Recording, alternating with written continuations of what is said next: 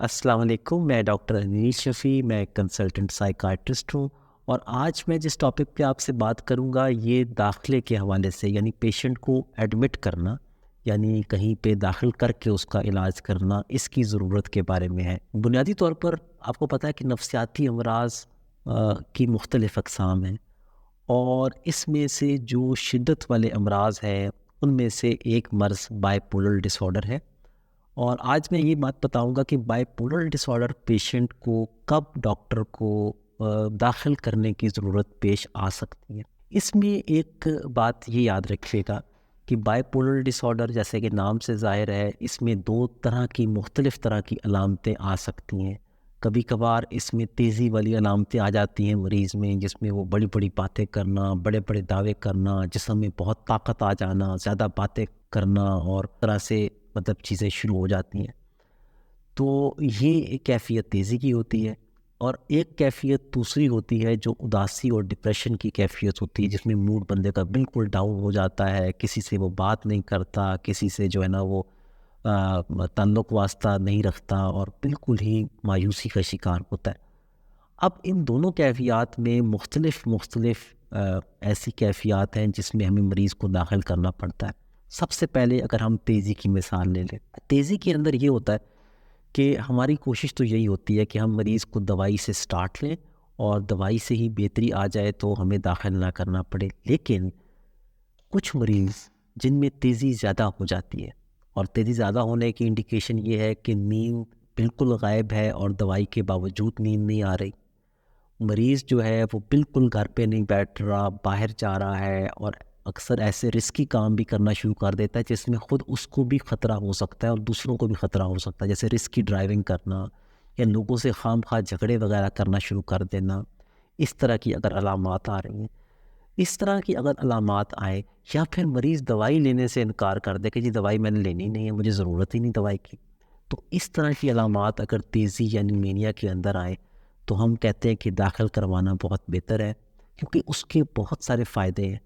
پہلا فائدہ یہ ہوتا ہے کہ اگر مریض داخل ہو تو ڈاکٹر روزانہ کی بنیاد پر اس کی دوائی میں چینجز کر سکتا ہے، اور اس سے پھر سختی کا زور، جو تیزی کا زور ہے، وہ ٹوٹنے میں بڑی مدد مل جاتی ہے، اور مریض جلدی جو ہے وہ اسٹیبلٹی کی طرف چلا جاتا ہے۔ دوسری بات یہ ہے کہ ایک بہت بڑی چیز جو کہ جو تیزی والے مریض ہیں مینیا کے، ان میں ہوتی ہے کہ جتنا زیادہ سوشل انٹریکشن ان کا زیادہ ہو، یعنی لوگوں سے ملنا جلنا زیادہ ہو، اتنا زیادہ مینیا جو ہے نا وہ آگ پکڑتا ہے، یعنی اور زیادہ تیزی پکڑتا ہے۔ تو اس میں آپ یہ سمجھ لیں کہ ایسے پیشنٹ کے لیے سوشل جو ہے نا وہ گیدرنگ میں جانا، لوگوں سے زیادہ ملنا جلنا، یا پھر زیادہ فون کا استعمال کرنا، زیادہ ٹی وی کا استعمال سننا، زیادہ گانے سننا، اس طرح کی چیزیں جس کا بہت دل کرتا ہے مینیا کی کنڈیشن کے اندر مریض کا، یہ جتنا وہ کرتا چلا جاتا ہے اتنا مینیا مزید طاقت پکڑتا چلا جاتا ہے۔ یہ بالکل اس طرح جس طرح آپ ایک جگہ آگ جل رہی ہے تو آپ مزید لکڑیاں اس آگ کو فراہم کر رہے ہیں، اس طریقے سے مینیا جو ہے نا وہ زور پکڑتا ہے ان چیزوں کو کرنے سے۔ اب یہ چیزیں جو ہیں وہ اگر پیشنٹ داخل ہے تو وہ نسبتاً بڑی آسانی کے ساتھ کنٹرول کی جا سکتی ہیں، اور یہ دیکھا گیا ہے کہ اگر ایسا پیشنٹ داخل ہو تو اس کو نسبتاً جلدی فرق پڑ جاتا ہے۔ تیسری بات ہوئی کہ پیشنٹ کی سیفٹی کے حوالے سے، اگر سیفٹی پیشنٹ کی ہمیں لگے گا کہ وہ اس میں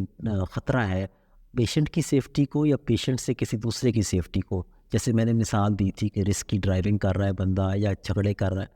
تو اس کے لیے بھی بڑا ضروری ہے کہ وہ جو ہے وہ کرے۔ اس میں ایک اور امپورٹنٹ بات کہ اس میں کیونکہ جنسی وہ بڑھ جاتی ہے، خواہش بڑھ جاتی ہے، تو کبھی کبھی انسان ایسے رسکی بیہیویئر بھی کرتا ہے جو جنسی نوعیت کے ہوتے ہیں، اس سے بھی ظاہر ہے کہ وہ اپنے آپ کو اور دوسروں کو اس سے خطرہ ہوتا ہے، تو اس میں بھی ہم پیشنٹ کو داخل کرنے کا ہم کر سکتے ہیں اگر یہ زیادہ ہو رہا ہو۔ اس کے علاوہ داخل کر کے دوائیوں کے علاوہ کچھ ایسے انجیکشنز ہیں کہ جس میں اگر بندہ بہت شدت میں ہو اور وہ کنٹرول نہ ہو رہا ہو تو وہ انجیکشنز لگا کے بھی جو ہے نا وہ پیشنٹ کو سٹیبل ہونے میں ہیلپ کی جا سکتی ہیں۔ تو تیزی کے اندر یہ کیفیات اگر بندے میں ہوں تو میں پیشنٹ کو مشورہ دیتا ہوں کہ ضرور وہ اپنے جو ہے نا فیملی کو مشورہ دیتا ہوں کہ اپنے پیشنٹ کو ضرور داخل کروائیں، اس سے اچھا فائدہ ہو سکتا ہے۔ اچھا، اب اس کے بعد دوسری کیفیت ڈپریشن کی ہوتی ہے بائیپولر ڈس آرڈر کے اندر، جسے بندہ اداسی کا شکار ہوتا ہے، مایوسی کا شکار ہوتا ہے۔ اس کیفیت میں بھی عموماً ہم علاج گھر پہ ہی سٹارٹ کرتے ہیں مریض کا، لیکن اگر مریض کے اندر کچھ ایسی علامات ہوں، جیسے اگر اس کے اندر اپنے آپ کو نقصان پہنچانے کا خطرہ، یعنی سوسائڈ کرنے کا خطرہ ہمیں لگے کہ بڑھ رہا ہے، اور اس بات کا کافی امکان ہے کہ یہ مریض اپنے آپ کو